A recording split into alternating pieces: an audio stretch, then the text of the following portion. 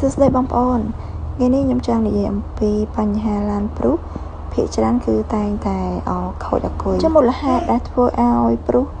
អាសាខូចអគុយហ្នឹងវាមិនមែនមកពីប្រព័ន្ធឡានគឺវាមានកត្តាផ្សេងដែលធ្វើឲ្យអគុយរបស់ឡានព្រុសហ្នឹងឆាប់មានបញ្ហាឬខូចមូលហេតុទី1ហ្នឹងគឺអាយុកាលរបស់អគុយឡានព្រុសគឺ hybrid SIM ហ្មងរបស់ឡានព្រុសអាយុកាលរបស់វាមានអាយុកាលពី8ទៅ10ឆ្នាំឬចន្លោះពី 15,000 ទៅ 20,000 គីឡូម៉ែត្រឡានព្រុសដែលនាំចូលមកស្រុកខ្មែរភាគច្រើនជាប្រភេទឡានទឹកដែលមានអាយុកាលលើពី10ឆ្នាំទៅហើយដូច្នេះវាដល់ពេលដែលត្រូវត្រួតត្រង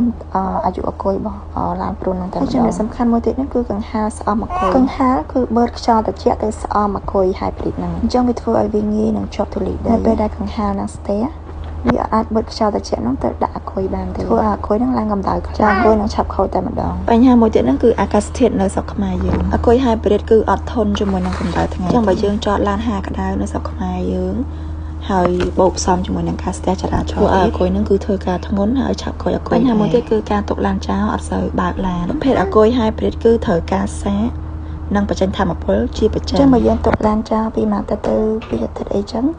អគុយវាមិននឹងធ្លាក់ភ្លើងហើយធ្វើឲ្យខូចស្លឹកអគុយអញ្ចឹងវាជាចំណុចខ្លះដែលធ្វើឲ្យអគុយរបស់ព្រុសឆាប់ខូចវីដេអូក្រោយខ្ញុំនឹងធ្វើអំពីវិធីថែទាំដើម្បីកុំឲ្យអគុយ hybrid ហ្នឹងឆាប់ខូចអរគុណមកសម្រាប់ការចំណាយពេលស្ដាប់ជម្រាបលា